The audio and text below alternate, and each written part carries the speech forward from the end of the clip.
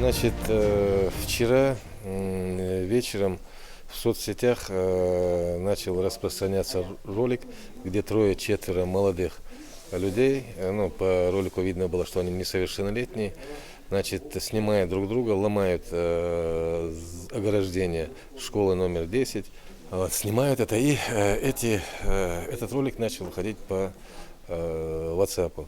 Ну, сотрудниками отдела полиции номер 4, том 36, обслуживающего, значит, провели мероприятие, значит, установили этих молодых людей. Это оказались четверо несовершеннолетних, учащихся средней школы номер 10, 24 и 44, значит, учащиеся 9 классов. Вот эти люди были установлены, доставлены в райотдел, доставлены их родители. Значит, с ними была проведена профилактическая беседа в отношении, значит, несовершеннолетних. Они, значит, проводятся меры по постановке их на профилактический учет. Вот. И в отношении родителей составлены административные протокола, и они обязаны возместить ущерб, нанесенный их детьми вот, поломкой вот этого ограждения.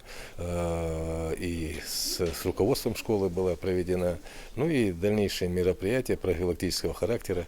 Допустим, если бы они не закинули бы ролик в соцсети, их бы нашли в итоге, либо они стали безнаказанными? Ну, я думаю, уверен, что нашли бы, но более затянулась бы, наверное, эта процедура, потому что здесь на ролике уже видны были их лица, поэтому быстро в ту же ночь, как только они скинули, тот же вечер они были установлены.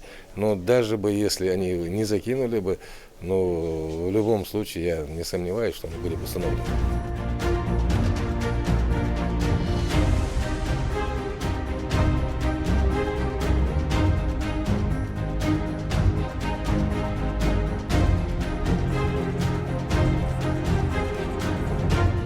В 44-й школе, вот домашнее обучение.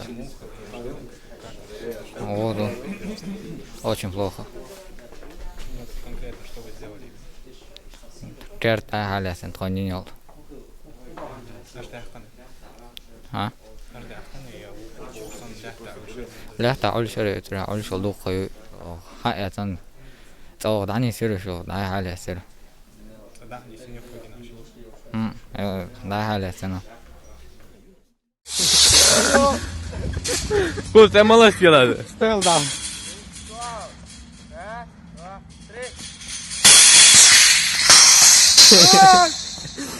Да я съел, жучва хороший же нельзя.